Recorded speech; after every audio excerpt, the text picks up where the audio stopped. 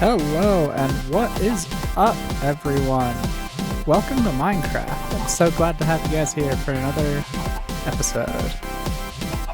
It's getting dark, so I'm gonna go to sleep real quick, and then I'm gonna show you some things I've been working on between episodes. So in the last episodes, we got a whole bunch of different animals. I went ahead and decorated the pedestals a bit, put the top ring around them. I added a bunch of ladders in places because I kept falling down here and getting stuck and had to break blocks, and I just wanted a nice clean way out. I also started adding mossy cobblestone to the pedestals, and I think it looks really good. I'm farming the vines just on the side of my house. Yep, this is the vine farm. I like it. It's pretty slow, but we're getting some mossy cobblestone. We'll set something better up in the future. And then, probably the funniest thing that happened between episodes, another wandering trader showed up, and apparently this pedestal base is just very difficult for them to navigate, because he also broke his leads, so I got 2 more leads and 2 more llamas. So we have now a total of 4 llamas, and these llamas have 9 inventory slots, so both of them are decently good llamas. So the question is now, what do we do next? I have a few things I want to work on. One of them is a better food system. I'm enjoying my fish. It's wonderful, but I'm getting a little sick of them. And I want to set up something that's going to be a little more saturating, a little better for combat. And the other thing that I am now eager to do is get a saddle, so that I can start riding my horses, riding my donkeys. I think that'll be really fun. So here's the plan. We're going to build a building. We're going to put a food farm inside. Then we're going to go exploring, fill in some more of the map, and see if we can find a saddle. Throughout the episode, I'm also going to be harvesting our wheat field and replanting it, because with sheep and cows to breed, and with the need for hay bales as decoration. Yeah, I need to actually start using this farm as a farm.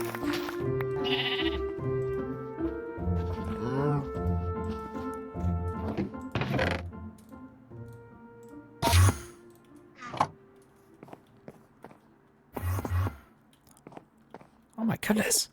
All right. Our new food farm is going to go here next to the Mines of Mor Aurea.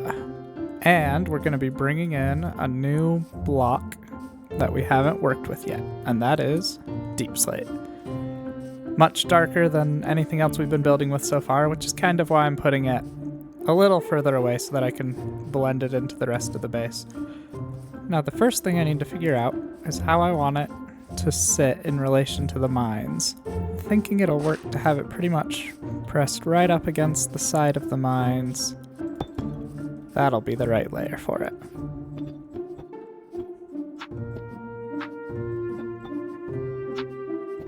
Yeah, I think that looks about right in relation to the mines. So let me go ahead and fill these walls in.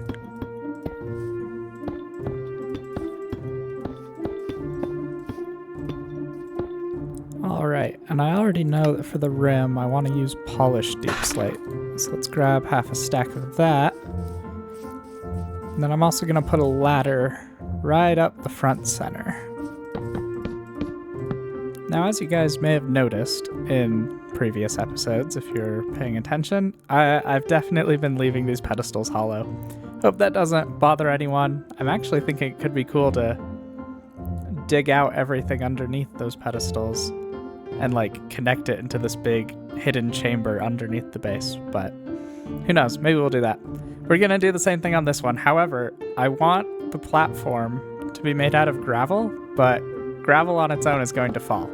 So I actually have to build a whole platform to hold the gravel, and then we'll be able to put the gravel down.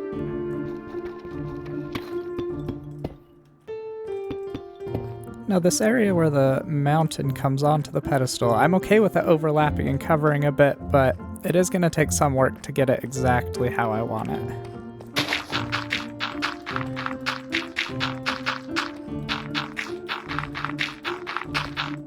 So there's the floor all in. And you guys might be noticing from the deep slate and the gravel that this build is feeling, you know, a little dark, a little ominous. I'll talk a little bit more about why later, but I am intending this to be a little bit darker in mood than some of the rest of the base. That may or may not have to do with the actual genre of Minecraft. But again, we'll talk about that in a bit. Right now, what I need is to turn a good chunk of our deep slate into deep slate bricks and deep slate tiles. So that bit of cobblestone there should mark the very center of the pedestal. And the wall of our building is going to go, I think right there. 2 blocks in from the outer ring of the pedestal. I think that's where it's supposed to go. No, that's not right.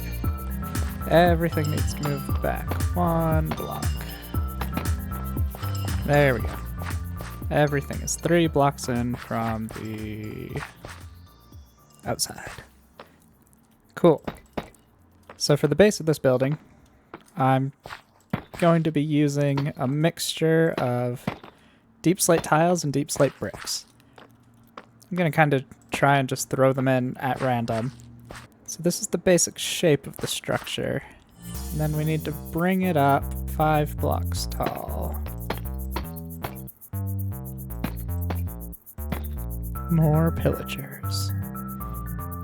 If they weren't so close to the village, I'd go take them on. But I don't want to risk a raid. Although, theoretically, if we start a raid, we'll see some Ravagers, and if you kill a Ravager, they drop a saddle. But I don't think that's the smartest way for me to go about getting a saddle. But who knows?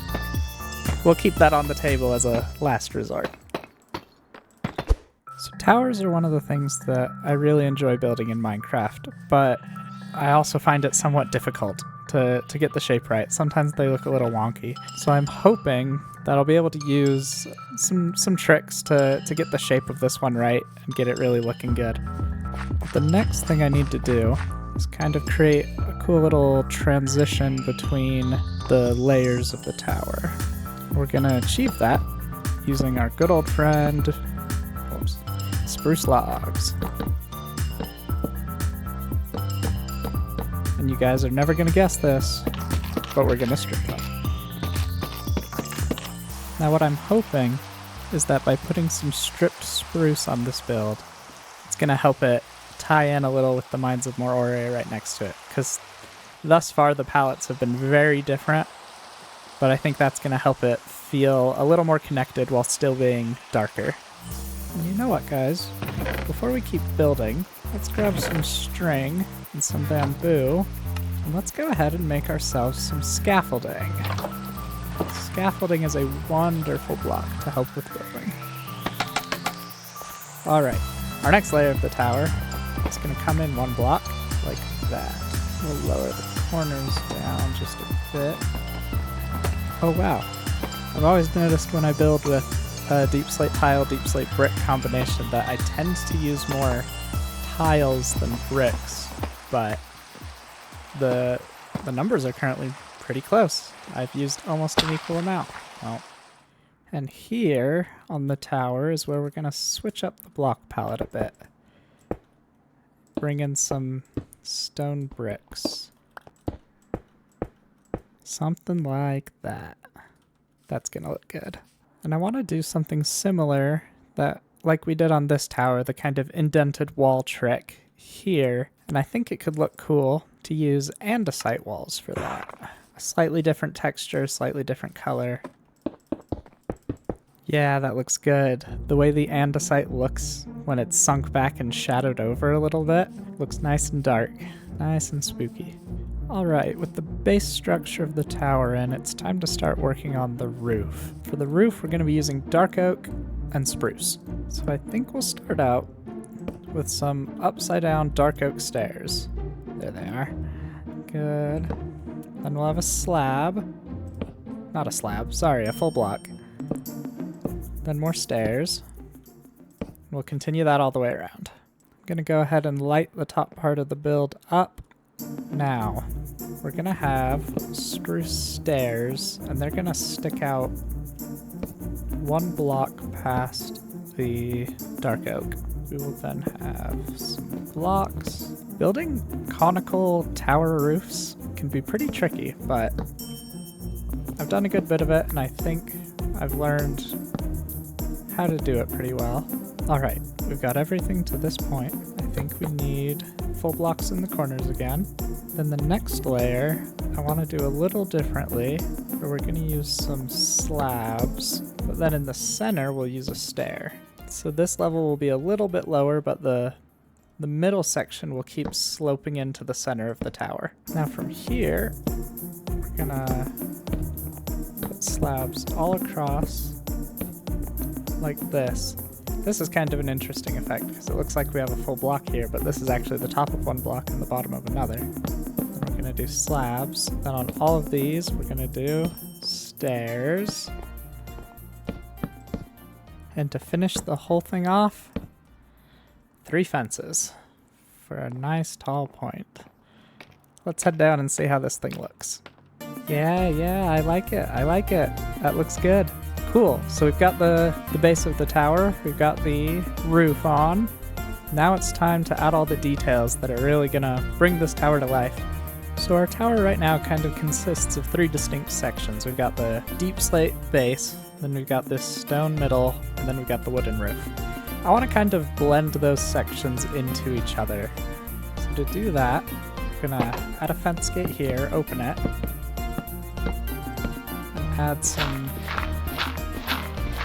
and add some fences on like that.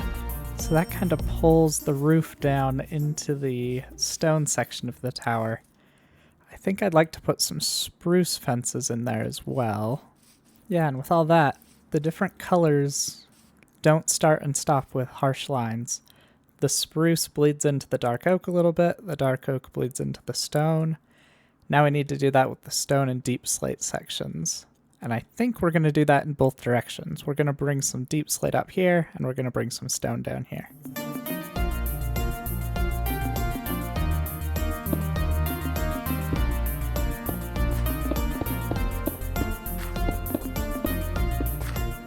This is our end result. What do you guys think? I think the walls do a good job of making the tower more circular. It brings the light colors down. We've got the dark colors coming up. I'm pretty happy with how it's looking. I think it's a good looking tower. I think it sits nicely next to the mines. They blend together. Now, before we move on to the next part of... Wait, what the... I just saw another raid captain. I've got 2 patrols in my base at the same time. What is this? What is this? When I chose this as the location for my base, I did not realize that we were going to have so much trouble with pillagers. But if they want to fight, then I'll fight them. Only caveat is, we need to get away from the village. Hey you, come on. Come this way. Come along. We're going to have an epic fight at the mines of Mor Oria. You left your friend behind, that's fine. Alright, here we go. And...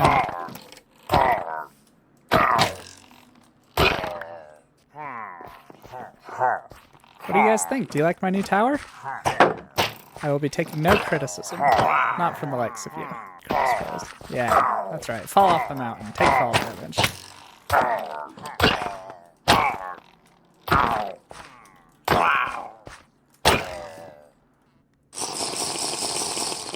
Well, that went much better than last episode's fight. Okay, where was I? That's right. Before we move on, I need to discuss something with you. And this has to do with what I said earlier about the true genre of Minecraft. If I had to put a genre on Minecraft, and I got 3 chances to, the first genre I'd assign to it is open world survival crafting game. Obviously that's what it is. It's very special in how open world and sandbox it is. There's so much stuff to do. But if you asked me to assign a second genre to it, I would call Minecraft a horror game. That's right, Minecraft is a very, very scary horror game. Think about it. Every night, hordes of the dead rise up and come out after you. To complete the canonical ending of the game, you first have to open a portal into the underworld, fight some fiery demons, then you have to go hunting for these tall, dark, scary, shadowy figures, combine what you get from those, you get to go to the end, which is this empty void full of floating barren islands, and you fight a dragon. That to me sounds like a horror adventure game. And so this build being kind of dark, kind of spooky, that really fits in with the horror vibes of Minecraft. But wait, there's more. Third genre that I would assign to Minecraft is unethical capitalist simulator. That's right. This is a game where it's all about getting as much as you possibly can, and sometimes that requires you to exploit the game and its inhabitants a bit. And we're going to be doing a bit of that today. And I realized that this is not something that you would want to do in real life. This is not necessarily ethical, but it works in Minecraft. And so, this tower, right next to the Mines of Mor Oria, this is going to be known as Highly Ethical Tower. That way, no one gets confused or suspicious about what might be going on in there. We all know that this is highly ethical in the realm of Minecraft. Do you guys think it's funny that it started raining right when I started talking about how we're not going to be ethical this episode? The world is sad. For our super powerful food farm that we're building today, we need a chest, and we also need a hopper, our first redstone component of the world. You could almost say that this is our first redstone farm, although it's not really going to involve anything more than just a hopper. We also need water, we need a fence, and then we need a handful of building blocks. So, this cobblestone marks the center. Right in front of the center, we're placing a chest. Going into the chest, we'll place a hopper. Above the chest, we'll place a staircase, because that lets us still open the stairs. Now, right above the hopper, water. And now we need to bring poor unfortunate souls that are going to be spending their life in this farm. Alrighty. Don't be too eager to get out the gate, because you're not gonna like where you end up. Come on up. Now, come on up. Good. And in the hole you go.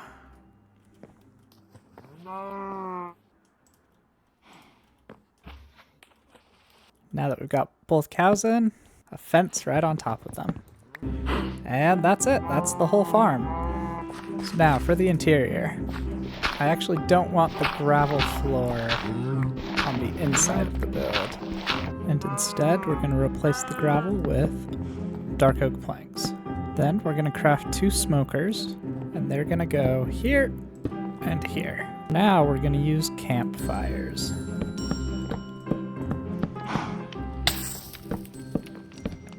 And maybe 10 campfires is too many, but for now it's going to let us cook 40 things at once, and that's pretty cool. So now we have our new food farm on the inside of that tower. It's going to take a little while to fill up the cow crusher with enough cows, so I'll be breeding those off camera until it's full. But now, it's time for us to go looking for a saddle. So looking at our map that we've been filling in, what I want to do is continue to explore on this map. I think I'm going to head down to the south and fill that in somewhat. And then I'm going to go across the bottom of the map and up the right side. So we're going to get a sense of the entire perimeter of this map. And we'll keep working on filling in the middle. But if I can kind of get a sense of where I might find a desert or someplace where I can get a saddle, that'll be awesome. So, let's go.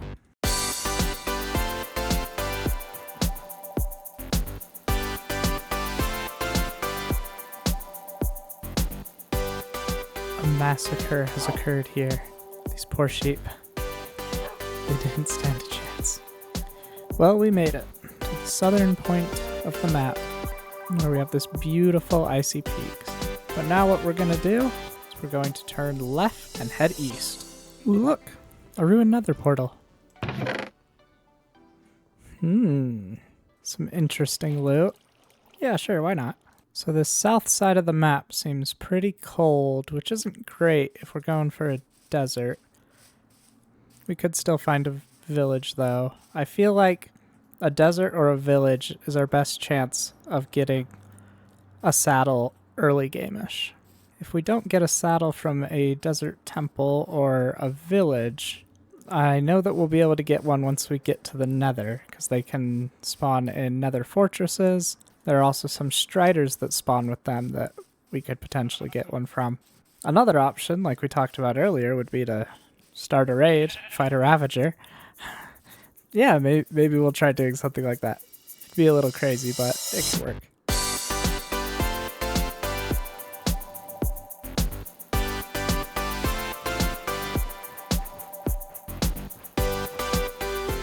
I spy with my little eye an ocean monument. We're gonna have to remember that this is here. We'll totally be raiding an ocean monument sometime in this world. So everyone, help me remember. South edge of the map, there is an ocean monument. Well, we've made it to the southeast corner of our map. It looks like the ocean just keeps on going. But we're gonna curve back around to the north and see how long it takes to hit land again. Another ocean monument. And here's a third one. Guys, I just saw this load in. I don't know if it's a beach or a desert. We're definitely in a warmer biome. If this is a desert and we can find a desert temple, we have a pretty good chance of finding a saddle. So sad. They're both just little islands made entirely out of sand. Well, here we are. This is the jungle where we got our bamboo and jungle saplings. We've made it all the way around the map, but that does mean I have no solid leads on where to look for a saddle. Guys, I found an azalea tree. That is so good. Azalea trees always grow directly above lush caves. This could be our chance to get moss. I'm headed down.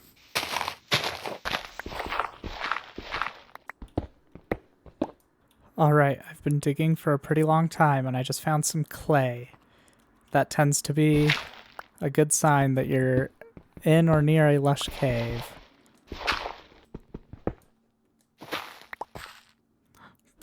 Well, there's a moss block. And there's the cave. Oh boy, oh boy, oh boy. Look at this place. It's so pretty. Oh, I love the lush caves. Ooh, a spore blossom. And drip leaf. Ooh, drip leaf.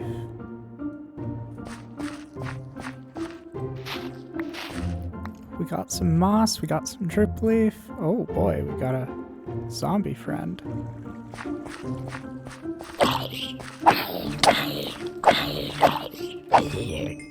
We only got one spore blossom, and spore blossoms you do have to find.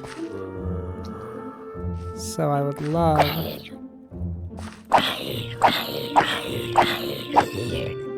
to try and find maybe one more spore blossom.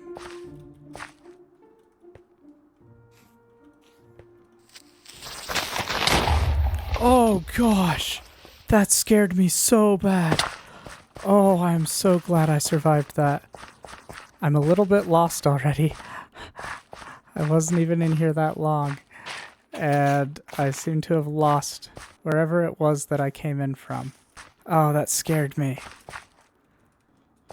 Alright, I recognize this. Oh, that was so scary. Creepers are just the worst. Oh! Oh, I was switching to third person to talk to you all, and I saw that creeper coming up behind me. Oh man, you guys are the worst. That lush cave was a fabulous find.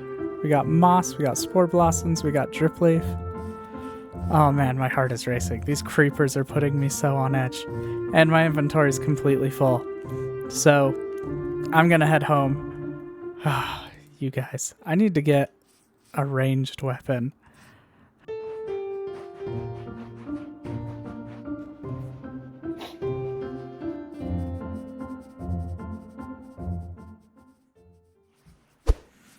Here we are, home sweet home. My heart rate has dropped a bit, feeling a little more calm, And I want to throw one of our new spore blossoms into this cozy area straight away. Makes those green particles appear and just adds to the vibe. Well, to finish off today's episode, I want to show you guys our new cow crusher in action. I've been breeding up the cows a bunch and we've got enough. So if I take the wheat up here, feed it to the cows.